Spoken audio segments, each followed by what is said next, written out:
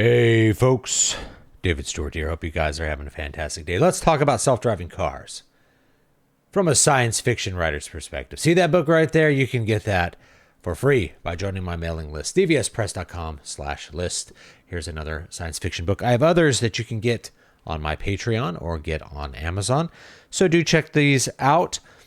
I think self-driving cars are really cool. I think if we had a lot of them, that would be a very good thing. As a science fiction writer, I'm very attracted to the idea of technology transforming our landscape or improving our lives. And I think self-driving cars at scale could really do that for a lot of people, especially when we're comparing self-driving cars not to our personal conveyances, but to public transit.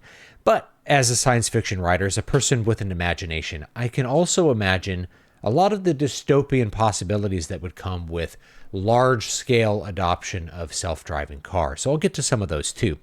Let's start with why I think they're cool. Besides the fact that I think it's cool to be able to not drive myself and like have a pod that takes me where I want to go. I think that's very cool. It's just cool to have something like that.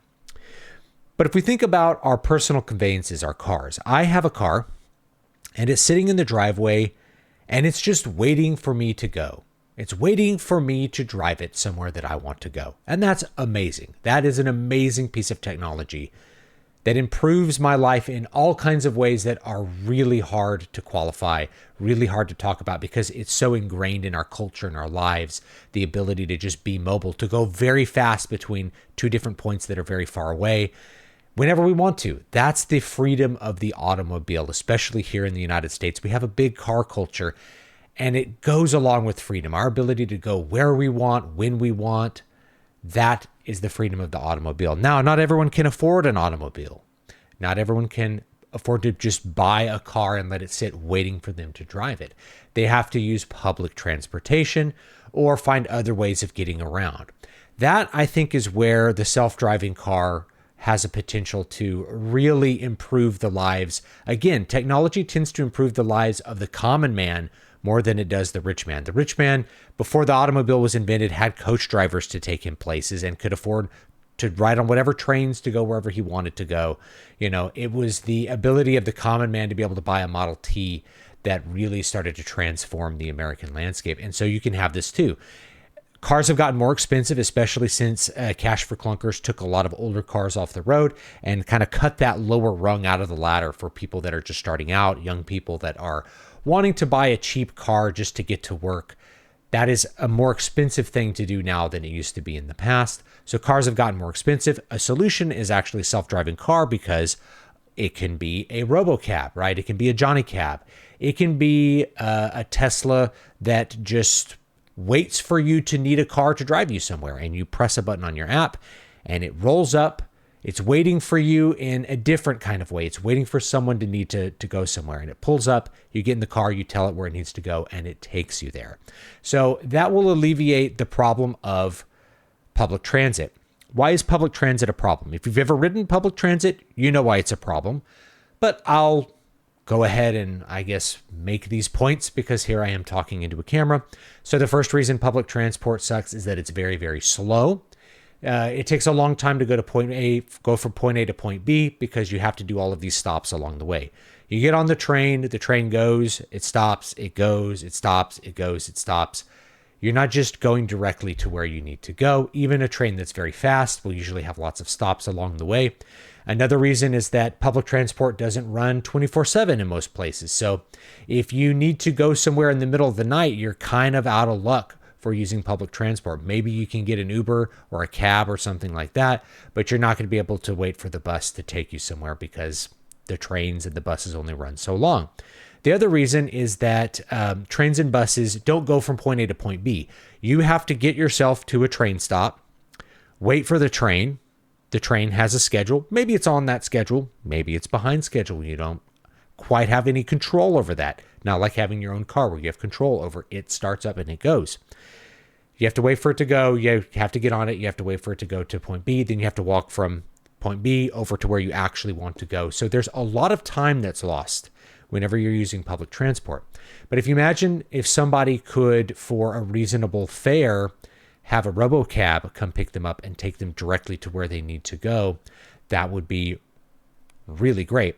And I think if you're looking at robocabs at scale, you could get it a lot cheaper than what you have with regular cabs, because first of all, you don't have human labor that you have to pay. You have an automated system, just kind of like a train.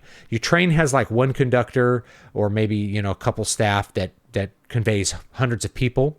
Well, with Robo-Taxi, you have maybe one guy who's overseeing things in a data center somewhere, and then he's letting all of these autonomous cars operate. So they can move large numbers of people around because of their efficient uptime, is that they move someone and then they go to the next person, So they're running 24/7. They don't need breaks. They don't need to take a smoke break or anything like that.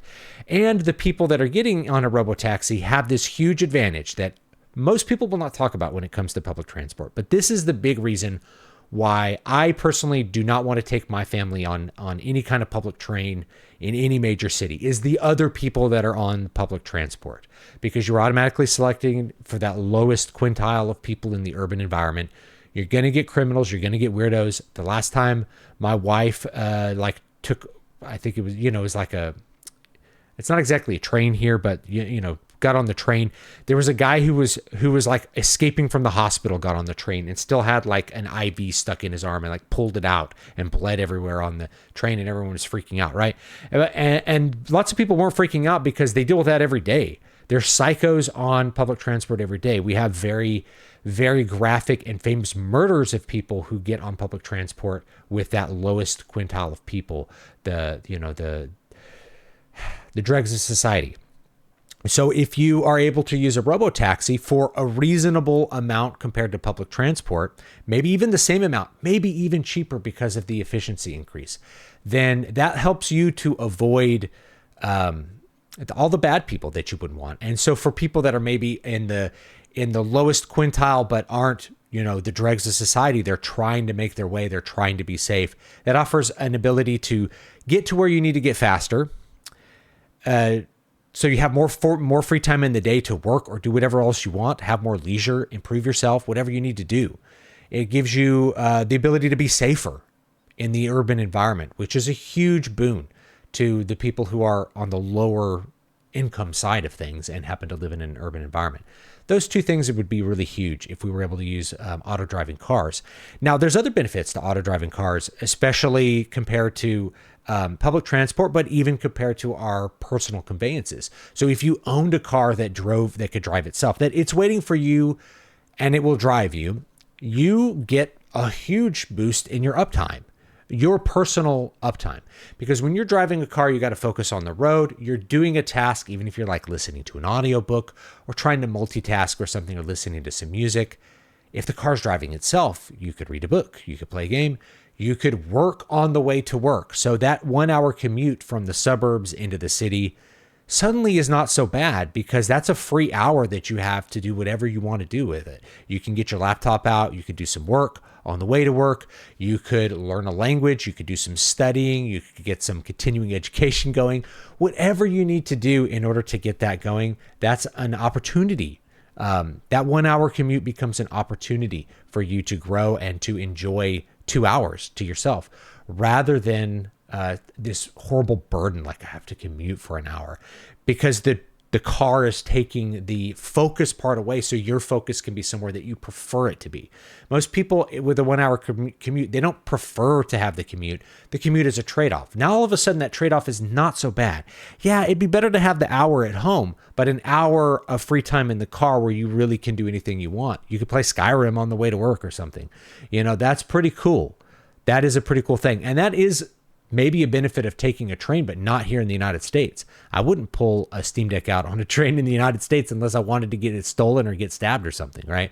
Having technology and displaying it is dangerous on public transport in a lot of urban environments. And so you'd be able to use those things even if you were in the urban environment, couldn't afford a car, for instance. So there's all of these benefits. They can run 24/7. They can have more uptime. They only have to stop to charge between customers and things like that. Or they can drive to the charging station waiting for the next person to call them to go drive them around somewhere with robo-taxis, with Johnny Cabs, whatever you want to call them. There's all of these benefits to self-driving cars that could massively improve our quality of life. What are the downsides?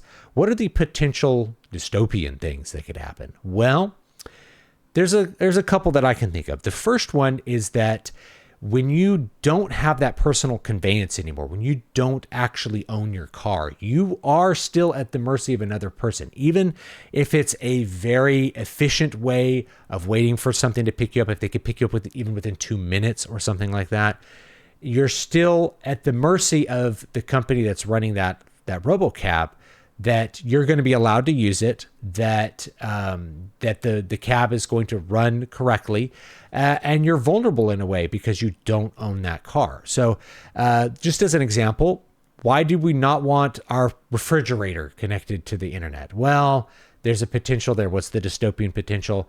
I would love to keep your food cold today, Dave. I'd love to open this fridge for you. But you made some problematic posts on Facebook about what shots you didn't want to take and what you thought was stupid and what you didn't believe. And so we're just not going to keep your food cold. You can do that with a car. I need my car's coming to pick me up for work. And you go out there and it's like, why isn't it picking me up? Well, you got banned from Facebook or whatever. And the company uses Facebook to verify that you're going to do this and that you're going to pay for it.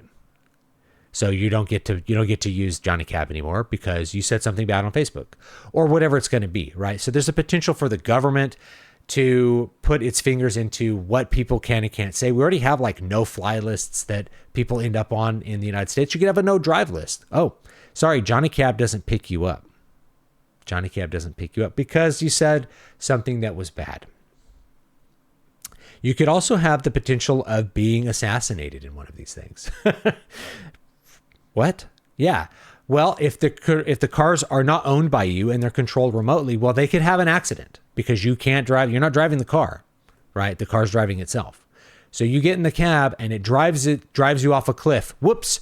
That's the 1 in a million error that happens with our automated driving cars.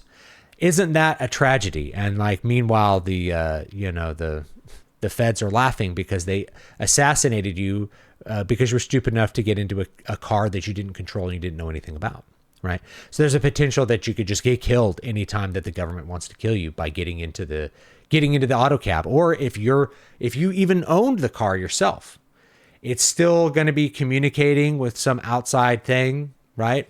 Unless the AI or the computer program that drives it is completely local and there's no network, which I don't think there is that one like that. But even if there is, maybe it's built in. Hey, they can just make it drive you off the cliff because they can control the car.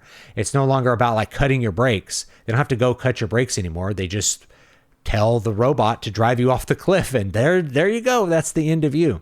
So there's a lot of benefits, especially at the macro scale when we think of this. Especially if you're thinking of like replacing trains. Trains are inefficient, or like buses are inefficient because they don't always run at capacity. That's another thing. Whereas the car is always running at least one person or a couple of people, and you could even make them smaller. You could have like maybe mini cars that just do one person. I can imagine things like that taking over. So there's a lot of efficiency increase that can happen. People can get where they need to go faster and lose less time. Compared to public transport, it's not, you don't have to run it all the time, whether or not it pays for itself, right? Every ride basically pays for itself because it's one person, one ride, or one ride at a time. So the fare for the ride can be directly proportional to the cost of operating the vehicle and all that kind of thing, which is not the way that public transport works. Public transport's more like we have to provide transport for people who can't afford cars. That tends to be the thinking right now. Well, now that could replace that. You can't afford a car. Well, you could still, like, it's really cheap to get an auto cab, or maybe they'll even government subsidize it. Your EBT card will pay for your auto cabs to drive you wherever you need to go. But there's still that potential for like some dystopian thing where you really don't have the option to drive the car. Last thing I'll say is this is mostly a solution for urban environments, not for rural environments, right? As soon as you're driving off the road, like an automated driver is not really usable. So if you have a ranch, you still need a truck at your ranch. But maybe the auto car could like drive you most of the way there, and then when you get off the regular road, you have to manually drive yourself to your house or something like that. So for rural people, they still need They still need to manually drive their vehicles. They still need to own personal conveyance. But for the urban people, that could be a cost saver, a big time saver, a productivity boost. There's all these things that go along with self-driving cars that I think are really cool. But I would love to have your opinions on them, and we'll read those comments. I try to keep it civil with this conversation. I don't know why I have a need to say that, but I just have a feeling that somebody's going to have like really strong opinions about how evil self-driving cars are or could be. When I see the potential, especially as a person of imagination, I can see a lot of positive potential of them. The ways that you would mitigate the negative potential is really to have a lot of competition and a lot of accountability, a lot of auditing that can happen. Hey, if a car drives you off a cliff, there should be a data record of what every car is doing so that you can see, oh, this is the point where the feds took over and turned the steering wheel off the bridge, and just make it harder to get along with those sorts of, to get away with those sorts of things. You make things more public, you make things more visible, and then it makes it a little harder to get away with those sorts of things. But I think you'd see a big decrease in, say, like crime, because people wouldn't have to go onto the bus with criminals that would stab them in the necks or whatever. So anyway, let me know, and I'll talk to you next time. Don't forget to check out my mailing list down below, and you can get a free copy of this book. And check out my Patreon. I do have some sci-fi books just for patrons only over there, I think, still, including Farewell to Once and Future Kings, a fun little space spy music adventure. So have a great one, and I'll see you all next time.